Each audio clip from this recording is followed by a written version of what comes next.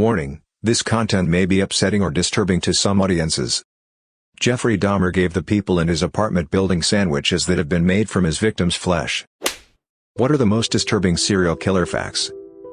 Pee Wee Gaskins, most prolific serial killer in South Carolina, drove around in a hearse with a bumper sticker that read "I haul dead people." He told people that he needed it to take the bodies of people he killed to his private cemetery. He claimed to have killed between 100 and 110 people. In the John Wayne G. case, there were so many bodies crammed underneath the house that the bodies melted together and the bones had to be sorted for more than 2 years to put together the full skeletons. Apparently one of the ways he would de-escalate a police search for his victims was by calling into the police station anonymously and reporting a fake sighting of the victim. This led the police to believe that the victims had not in fact been missing, but instead had run away, thus deprioritizing their search. The Hillside Stranglers picked up a young woman to murder. Then they discovered that her father was Peter Lorre, a legendary Hollywood character actor. They let her go because they feared that killing a celebrity's daughter would bring too much attention down. Strangely enough, in 1931 Lorre starred in Fritz Lang's M, one of the first serial killer films, as a Berlin child murderer. The movie prominently features the Berlin criminal underworld trying to catch the killer on their own because his murders are drawing too much attention from the police, hampering their own illegal activities. Jeffrey Dahmer gave the people in his apartment building sandwiches that could have possibly been made from his victims' flesh. I went to Marquette University in Milwaukee, not far from Dahmer's apartment building. When the news broke, my boyfriend at the time was riding the bus and a lady was freaking out and crying uncontrollably. She lived in the building and he apparently hosted cookouts regularly. I always think about the PTSD the first cop to open the refrigerator must have. Towards the end, right before he got caught, he had so many bodies in his apartment that he ran out of room and stored one victim in his bathtub. He proceeded to shower over him every day for a month. Think about that. Straddling over a rotten corpse to get fresh and clean for the day. Unreal. He also tried to make sex zombies out of some of his victims by drilling holes in their heads while they were alive and pouring acid into the holes. The twistedness and desperation of such an act is fascinating and truly goes to show how disturbed he was. Makes you wonder to what would have happened if he was successful, like would he stop killing or would he just amass a growing harem of sex slaves? Pedro Alonso Lopez pleaded guilty to the murders of over 100 girls and only received a maximum sentence of 16 years, as that was the maximum possible sentence in Ecuador. He was released despite promising to continue killing but disappeared shortly after. He was released from a psychiatric ward in Bogotá, after Colombia brought charges against him as soon as he got out of prison. Not directly from prison. Colombian authorities, on some small level, may have kept tabs on him and slipped his location to a few interested families. There are a number of unconfirmed reports that he was tortured and killed by bereaved family members after he was released from prison. Some of the stories even mention assistance and participation from local authorities. He's very likely dead and buried, what was left of him, in the hills somewhere. The foothills where they probably took him would be in the Andes, which served as his killing grounds. He disappeared in 1998, or 2001? Or 2009? A lot of solid sources conflict on this, after being declared sane and posting a $50 bail. Dennis Rader, aka BTK, Bind Torture Kill, started communicating with police after years of silence in like 2004-ish? He had gone decades without being caught and once again started sending taunting letters and items to them. He asked them if he could be traced if he sent them his writings on a floppy disk, and they assured him through a communication in a newspaper that no, they couldn't trace him. He sent them a floppy disk and they found metadata linking to his church.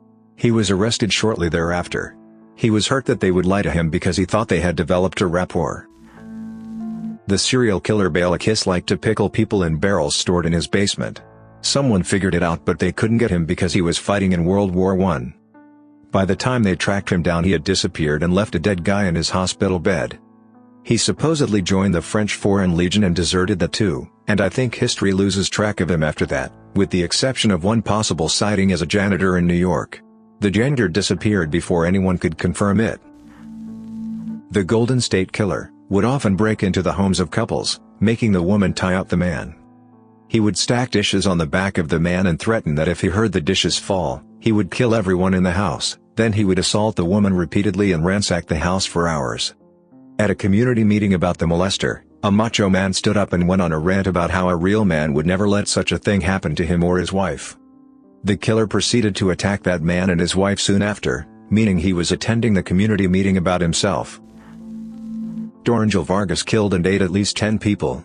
He only ate men because he said their meat tasted better than women's. He also wouldn't eat fat people because he thought they contained too much cholesterol. Journalist Vlado Teniski was caught when he reported on his own crimes and included information that hadn't been released to the public and only the killer could know. Of the 4 women who disappeared, 3 were found displayed signs of being viciously assaulted, molested and tortured before being strangled to death with a phone cord. Though the police had initially revealed that the women had been strangled, they had not said with what. Noticing that Teniski had correctly named the specific type of phone cord used, they arrested him on suspicion of murder. After questioning him, they obtained a search warrant for his home. His house was filled with pornography, and notes about the crimes. He had been carrying out the murders, then writing about them in great detail for the paper, as if taunting the police. I am surprised we don't hear more about Robert Hansen in popular culture. He would kidnap women and turn them loose in the Alaskan wilderness, where he would then hunt them down like animals and kill them. He didn't have the highest number of victims, but his method of hunting them for sport is absolutely insane. He's not the only one to have done it. I forgot his name, but apparently a wealthy Mexican politician had the same approach. He once spared a girl and returned her to the street because she refused to run. Sadly, she was not believed and he killed several more before being arrested. When police eventually came to the house of Ed Gein, they found an absolute pigsty. Gein had been living alone since the death of his brother in a barn fire. It's speculated that Gein may have killed him, and had let much of the house go into disrepair. They found countless body parts from his various grave-digging excursions, including a bag of wilted female genitals and, of course, the infamous skin lampshade and half-finished woman's suit made of human skin. There were maggots living in old dishes in the kitchen.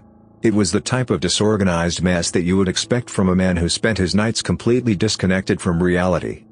All except one room. His mother's room upstairs remained pristine, except for dust that had collected, and seemingly untouched from the time of her death years earlier. He had such a fear or respect for his mother that he was afraid to set foot in her room long after she had died. He claimed to hear her voice criticizing him from time to time. This was the central experience that inspired Norman Bates' character to maintain his mother's home an image in Psycho. Also a fun fact about Gein, in Taxi Driver, Travis Bickle makes an offhand comment when leaving a diner that he had a cup of coffee and a slice of apple pie with cheese on top. In exchange for details to investigators after his capture, Gein requested the same meal. Albert Fish would stick needles into his pelvis when he was masturbating. Stick them so deep sometimes they would get stuck. He told this to police. They didn't believe him until they saw the X-ray. He had so many, and had been doing it for so long, that there were needles decomposing inside him. He knew he was messed up, knew what he was doing was wrong. His kids caught him doing some crazy things, too, on several occasions. He loved to get spanked and eat feces and drink urine. He called them peanut butter and cider respectively. He once spent a few months trying to convince a single mother to watch his handicapped son. He told her to punish him when he acted up and, over the course of their correspondence, told her to do nastier and nastier things until he dropped the act altogether. He was asking her to poop on him and for him. His letters to her are what got him arrested, as she was unnerved by what he was saying and took the letters to the police for indecency laws violations. In the 70s there was a serial killer who was known for raping and killing women. He went on a dating show and the woman ended up choosing him, but luckily she canceled the date just before. He also defended himself in court using different voices. It's hilarious, creepy and sad all at the same time. His name is Rodney Alcala. You can find a video on YouTube. It's really creepy. Dennis Rader, aka BTK, Bind Torture Kill, started communicating with police after years of silence in like 2004-ish. He had gone decades without being caught and once again started sending taunting letters and items to them. He asked them if he could be traced if he sent them his writings on a floppy disk, and they assured him through a communication in a newspaper that no, they couldn't trace him. He sent them a floppy disk and they found metadata linking to his church. He was arrested shortly thereafter. He was hurt that they would lie to him because he thought they had developed a rapport. John Norman Collins used to pick up women on his motorcycle. The bodies of his victims, women, used to be dumped here and there, but they were always washed. Turns out he only killed women who were on their period. Also, he was referred to as John Norman Collins during his trial, He later changed his last name to Chapman, because there was a lawyer in town whose name was John Collins, and this was a way to distinguish between them. Brazilian serial killer Little Petey murdered over 40 people in prison. He began by murdering the gang that killed his girlfriend and then stabbing his father, who was in prison for killing his mother, during a visit. He was well liked because he was considered a sort of vigilante avenger, despite killing indiscriminately within prison, no difference between drug possession and a murderer.